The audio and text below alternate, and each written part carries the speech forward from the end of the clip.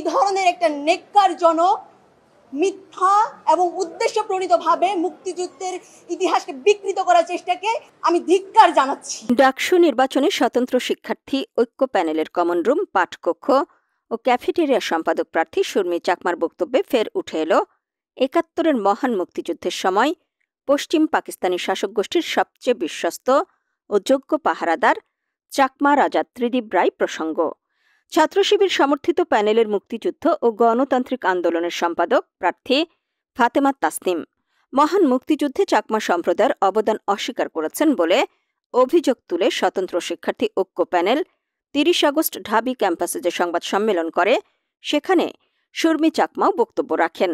শর্মী চাকমা ফাতেমা তাসনিমের বক্তব্যের প্রতিবাদ ও ধিক্কার জানিয়ে বলেন, ত্রিদিব রায়কে আপনারা পাকিস্তানপন্থী হিসেবে চেনেন, কিন্তু ত্রিদিব রায় ভিন্ন অন্য যারা ছিলেন তার চাচা কে রায়, পাশাপাশি হেমা রঞ্জন চাকমা, অমৃত রায় চাকমা, সঞ্জয় কেতন চাকমা, স্নেহকুমার চাকমা, মতিলাল চাকমা, রমণী রঞ্জন চাকমা সহ প্রমুখ ছাড়াও গৌতম দেওয়ান, যিনি সর্বদলীয় সংগ্রাম পরিষদ গঠন করেছিলেন, তাদের অবদানকে অস্বীকার করা হচ্ছে। শুধু তাই নয়, আমার নিজের পরিবারের আমার দাদুর ভাই ষোলম্বর চাকমা, তিনি নিজেও মুক্তিযুদ্ধে অংশগ্রহণ করেছিলেন। তিনি কখনো সার্টিফিকেট গ্রহণ করেননি বা মুক্তিযুদ্ধের নাম বিকিয়ে কোনো সুবিধা গ্রহণ করার চেষ্টা করেননি। আজ ষোলম্বর চাকমা নেই, কিন্তু আমরা মুক্তিযুদ্ধে তার অবদানকে অস্বীকার করতে পারি না। শর্মী আরও বলেন, ফাতেমা তাসনিম মুক্তিযুদ্ধে চাকমা জাতিগোষ্ঠীর অংশীদারত্ব অস্বীকার করেছেন, মুক্তিযুদ্ধের ইতিহাস বিকৃত করার চেষ্টা করেছেন, বাংলাদেশের সার্বভৌমত্ব নিয়ে প্রশ্ন তুলেছেন। আমি এই বক্তব্যের ধিক্কার জানাই। এখন প্রশ্ন হল, কে এই চাকমা রাজা ত্রিদিব রায়? চলুন জেনে আসি। ১৯৭০ সালের নির্বাচনে আওয়ামী লীগের বিরুদ্ধে জয়লাভকারী ২ জন প্রার্থীর মধ্যে একজন হলেন রাজা ত্রিদিব রায়। স্বতন্ত্রভাবে নির্বাচিত রাজা ত্রিদিব রায় ছিলেন পূর্ব পাকিস্তানে পশ্চিম পাকিস্তানি শাসক গোষ্ঠীর সবচেয়ে বিশ্বস্ত ও যোগ্য পাহারাদার। এরই ধারাবাহিকতায় রাজা ত্রিদিব রায় ১৯৭১ সালে রাঙামাটিতে রাজাকার বাহিনী গঠন করেন এবং এর প্রধান হিসেবে দায়িত্ব পালন করেন।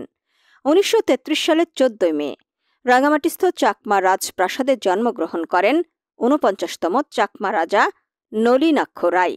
এই নলিনাক্ষ রায় ও রানী বিনীতা রায়ের সন্তান ৫০তম চাকমা রাজা ত্রিদিব রায়। রাজা ত্রিদিব রায় লন্ডনে অধ্যয়নকারী একজন ব্যারিস্টার। পিতা নলিনাক্ষ রায়ের আকস্মিক মৃত্যুতে ১৯৫৩ সালের ২ মার্চ তিনি চাকমা সার্কেল চিফ হিসেবে দায়িত্বভার গ্রহণ করেন। দায়িত্ব গ্রহণের মাত্র কয়েক মাসের মধ্যে তৎকালীন পশ্চিম পাকিস্তানের সামরিক জান্তা গোষ্ঠীর সাথে তার সম্পর্ক এতটাই গভীর হয়েছিল যে ১৯৫৩ সালের ১৪ আগস্ট স্বাধীনতা দিবসে পাকিস্তান সরকার তাকে সেনাবাহিনীর পদাতিক কোরের সম্মানিত মেজর পদবিতে ভূষিত করেন এবং একই সাথে গভর্নর জেনারেলের ব্যক্তিগত সহকারী নিয়োগ করে। আজ অবধি পাকিস্তানের ইতিহাসে রাজা ত্রিদিব রায় হলেন একমাত্র ব্যক্তি যিনি একই সাথে এই বিরল সম্মানসমূহের অধিকারী। ১৯৫২ সালের ভাষা আন্দোলনে রাজা ত্রিদিব রায় পশ্চিম পাকিস্তানি শাসক গোষ্ঠীর পক্ষে ছিলেন। ১৯৫৪ সালের নির্বাচনে রাজা ত্রিদিব রায় যুক্তফ্রন্টের বিপক্ষে অবস্থান নেন এবং পশ্চিমা শাসক গোষ্ঠীর সাথে সম্পর্ক আরও জোরদার করেন। যুক্তফ্রন্ট ও পরবর্তীতে আওয়ামী মুসলিম লীগ আওয়ামী লীগের একচেটিয়া জনপ্রিয়তা এবং পশ্চিমা শাসক গোষ্ঠীর অবর্ণনীয় অন্যায় ও অত্যাচারের পরও তার পশ্চিম পাকিস্তানিদের পক্ষাবলম্বন আসলেই ব্যাপক গবেষণার বিষয়।